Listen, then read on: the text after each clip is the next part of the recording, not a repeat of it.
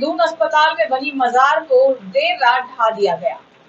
उत्तराखंड में ये पहला मामला नहीं था, इससे पहले भी 600 मजार यानी कि दरगाहों को ढाया गया है, उस पर बुलडोजर चलाया गया है और ये कहकर कि ये सारे जो है वो अवैध हैं।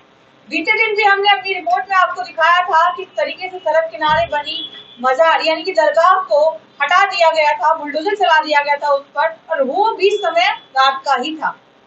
तो रात के समय में ऐसे कामों को अंजाम दिया जाता है ताकि हिंसा न भड़के, कोई भी विवाद खड़ा ना हो और कोई भी इस पर हंगामा न कर पाए, कोई इसका विरोध न कर पाए। तो इस तरीके से उत्तराखंड में अब तक करीबन 600 मजार यानी कि दरगाहों को हटा दिया गया, उस पर बुलडोजर चलाया गया है, बावजूद इसके कि सुप्रीम कोर्ट के ऑर्डर थे कि ऐसी चीजें बंद हो जानी चाहिए। और ये पहली बार नहीं हुआ है, इससे पहले भी मैंने आपको बताया कि पिछली रिपोर्ट में भी हमने दिखाया था कि प्रशासन का ये कहना था सड़कों का चौड़ीकरण होना है और ये जो दरगाह है वो बीच में आ रही है और यही वजह है कि इसको बुलडोजर से तोड़ा जा रहा है। अभी तक मंदिरों की संख्या इतनी सुनने में नहीं आई है जितनी की दरगाह, मस्जिद और मजारों की आ रही है। उत्तराखंड में अक्सर देर रात को ऐसे काम करने के पीछे की क्या वजह है वो नहीं पता, लेकिन इसके पीछे की क्या मंशा है, क्या वजह है, वो जनता जरूर समझ पा रही होगी।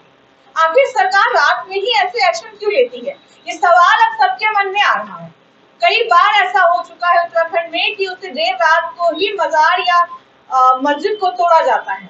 अस्पताल के पास बनी मजार मस्जिद से मुझे नहीं लगता किसी को कोई आपत्ति होगी, फिर भी उसे हटा दिया गया, उसे अवैध बताकर तोड़ दिया गया। तस्वीरें आप स्क्रीन पर देख पा रहे हैं लगातार, ये दून अस्पताल का दरगाह है, वहाँ की मजार है जिसे तोड़ा जा रहा है। लगातार आप देख सकते हैं किस तरीके से, और सुबह से ये लगातार सोशल मीडिया पर वायरल हो रहा है। ट्विटर एक्स पर कई लोगों ने इस पर कमेंट भी किए हैं, कई लोगों ने आपत्ति भी जताई है, लेकिन वही कई लोग ऐसे भी हैं जिन्हें अच्छा लग रहा है कि ऐसी चीजें हो रही है। हालांकि ये केवल एक स्टेट यानी कि एक राज्य का मामला नहीं है, पूरे भारत देश में ही ऐसा हो रहा है। जहां भी अवैध मस्जिद, मजार या दरगाह देखने को मिल रही है, सरकार उसे तोड़ने में लगी हुई है, फिर चाहे वो सड़कों के चौड़ीकरण के नाम पर हो या किसी और वजह से हो, लेकिन तोड़ा सबको जा रहा है।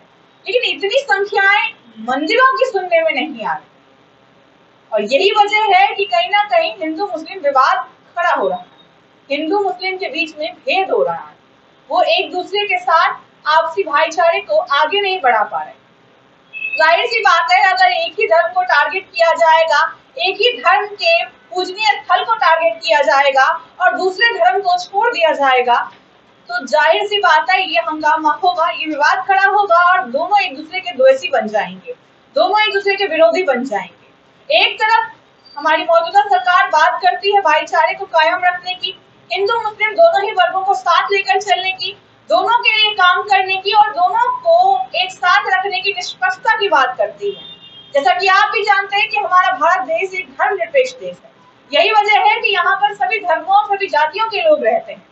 ऐसा आपको किसी और कंट्री में शायद ही देखने को मिले, लेकिन भारत देश में आपको ये चीजें देखने को मिलेंगी। इतनी चीजों के बावजूद भी, सरकार की इतनी बड़ी बड़ी बातों के बावजूद भी, ईद के समय में मोदी की सौगात बांटने के बावजूद भी अगर इस तरीके की चीजें की जाएंगी तो भला भाईचारा कहाँ से कायम होगा। आखिर कोई भी मुस्लिम हिंदू को अपना कैसे समझेगा। इस वक्त सत्ता की अगर हम बात करें तो कुर्सी के पहले कुर्सी से लेकर के सबसे ऊपर की कुर्सी तक सभी हिंदू बैठे हुए, कोई भी ऐसा नहीं है जो दूसरे धर्म का हो, और बावजूद इसके अगर किसी एक ही धर्म को बार बार टारगेट किया जाएगा तो जनता यही समझेगी कि सरकार को केवल उनसे ही आपत्ति है, उनसे ही परेशानी है। मैंने अपनी पिछली रिपोर्ट में भी यही कहा था कि अगर सरकार नहीं चाहती कि इस धर्म के लोग यहाँ रहे तो उन्हें बता दीजिए कि आखिर वो कहाँ जाए।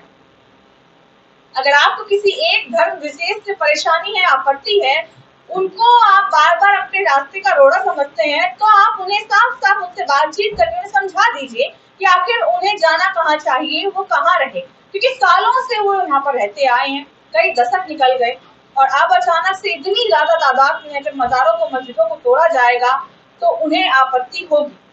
वो यही समझेंगे कि सरकार को उनसे परेशानी है, उनके धर्म से परेशानी है। बात हमने कांग्रेस की भी की थी, कांग्रेस के राज में इतना सब नहीं हुआ था जितना कि अब भाजपा के राज में हो रहा है। 2014 से पहले इतने मजार, इतने दरगाह, इतने मस्जिदें नहीं तोड़ी गई जितनी कि 2014 के बाद तोड़ी जा रही है। हालांकि उस वक्त भी अवैध निर्माणों पर एक्शन होता था, लेकिन इस तरीके का एक्शन नहीं होता था कि सुप्रीम कोर्ट की मनाही होने के बावजूद भी लगातार बुलडोजर चलाया जाए। उम्मीद यही है कि आने वाले समय में सरकार का ये जो पैंतरा है हर चीज पर बुलडोजर चलाने का, वो थमेगा, और जब थमेगा तो शायद हिंदुस्तान में एक बार फिर से भाईचारा कायम हो पाएगा। क्योंकि अभी आप जहां भी देखें आपको केवल विवाद नजर आएगा, केवल हंगामा नजर आएगा और केवल प्रोटेस्ट ही देखने को मिले। अभी पहलगाम का मामला थमा भी नहीं था, पहलगाम के दर्द से हम उबर भी नहीं पाए थे। लगातार हिंदू मुस्लिम देश में होना कम भी नहीं हुआ कि एक और दरगाह को तोड़ दिया गया, और इसकी वजह से न जाने अब कितने मुस्लिम भाई, कितनी मुस्लिम माताएं बहनें हिंसा को लेकर के, इन चीजों को लेकर के अपने मन में गलत भावनाएं लेकर आ रही होंगी और सरकार को कोस रही होंगी। उम्मीद है आपको मेरी ये खबर अच्छी लगी हो। कमेंट में राय अपनी जरूर दीजिएगा। बने रहिए हमारे चैनल NC8 समाचार।